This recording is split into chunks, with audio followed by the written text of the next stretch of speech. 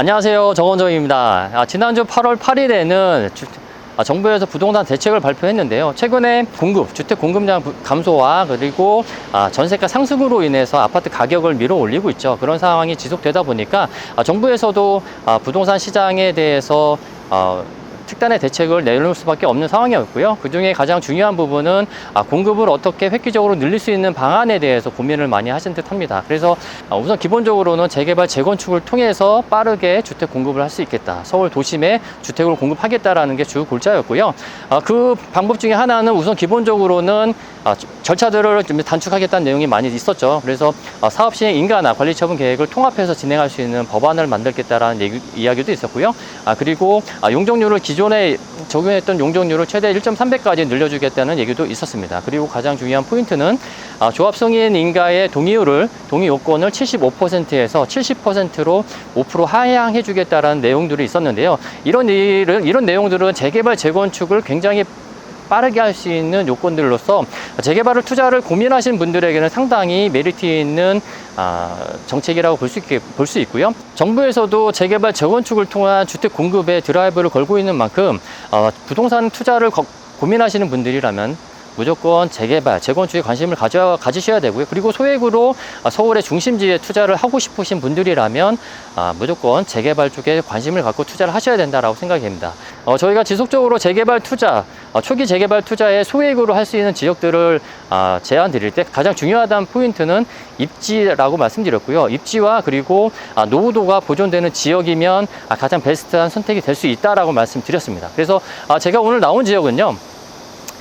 사업성이 좋다라고 하는 역세권 시프트 재개발 사업이 진행되고 있는 대방 역세권 일대에 나왔습니다.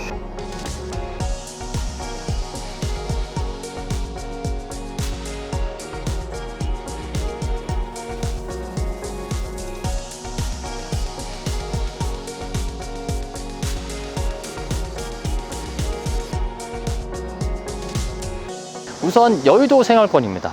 뒤로 보시면 아시겠지만 뒤로 여의도의 높은 건물들이 보이실 텐데요. 도보로도 한 10분이면 갈 것 같고요. 여의교와 원효대교를 건너면 직선거리로 한 3km에서 4km 정도만 가면 바로 국제업무지구까지 있습니다. 그래서 여의도 생활권, 더 나아가서는 국제업무지구의 개발 호재까지 누릴 수 있는 지역이고요.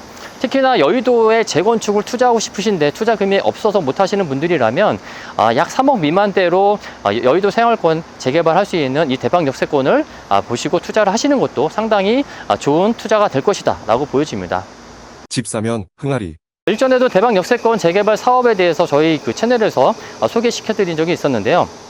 그때만 하더라도 어떻게 보면 권리산정 기준일이나 이런 부분들이 약간의 리스크가 있었기 때문에 저희가 이제 강력하게 제안을 못 드렸었는데 지역주택조합에서 추진하는 주체들이 상당히 많이 난립이 돼 있었죠. 그렇지만 이미 어느 정도 진행했던 주체들이 다 정리가 된 상황, 그리고 이 일대는 대방 역세권으로 진행하는 것으로, 역세권 시프트로 진행하는 것으로 동의율이 70%가 넘어갔기 때문에 재개발 진행하는 데 있어서는 리스크는 줄어들었다라고 보시면 됐고요. 저희가 소액으로 재개발 투자를 할 때 가장 우려하는 부분은요. 내가 투자하는 지역의 재개발이 정말 진행될 것인가에 대한 부분이 가장 크잖아요. 근데 대방 역세권 같은 경우에는 주민 동의율 70%가 넘어가 있고 역세권 재개발 정비사업 구역으로 지정되는 것을 앞두고 있기 때문에 상당히 안정적인 그 단계를 넘어갔다라고 보시면 될 것 같고요. 그리고 투자 금액도 3억 미만이고, 그리고 지분당 단가를 따졌을 때도 한 8천만 원 수준으로 상당히 저평가되어 있다고 보여집니다. 주변에 보시면 우리가 서울의 웬만한 지역들, 재개발 진행하는 지역들의 지분당 단가를 보면 거의 1억에서 1억 2천 사이가 되잖아요. 그렇지만 여의도를 바라보고 있는 이 대방 역세권은 현재 한 평당 8천만 원 수준으로 매입이 가능하기 때문에 가격적인 메리트도 상당히 있는 지역이다라고 보시면 좋을 것 같습니다. 기존 세대수 대비 상당히 많은 세대수가 들어오는데 현재 소유주가 한 200명 정도 되고요. 예상되는 세대수는 한 620세대 정도가 됩니다. 그리고 조합원 분양분을 제외하고도 한 150에서 160세대를 일반 분양할 수 있는 사업성이 되기 때문에 사업성도 상당히 좋다라고 보여집니다. 그리고 가장 중요한 거는요. 세대수가 한 200명, 현재 소유자가 한 200명 정도밖에 되지 않기 때문에 동의율도 한 70%가 넘어가 있다라는 점도 정비구역 지정되고 조합 설립까지 갈 수 있는 탄탄 대로가 열려 있다라고 보시면 될 것 같습니다. 그리고 아까 서두에 말씀드렸던 것처럼 조합 설립 기준 그 동의율이 75%에서 70%로 하향이 됐잖아요. 현재 대방 역세권은 동의율이 70%가 넘어가 있는 상태이기 때문에 정비구역 지정되면 조합 설립까지는 아무런 문제 없이 갈 수 있다는 점도 대방 역세권의 투자 포인트가 될 것 같습니다.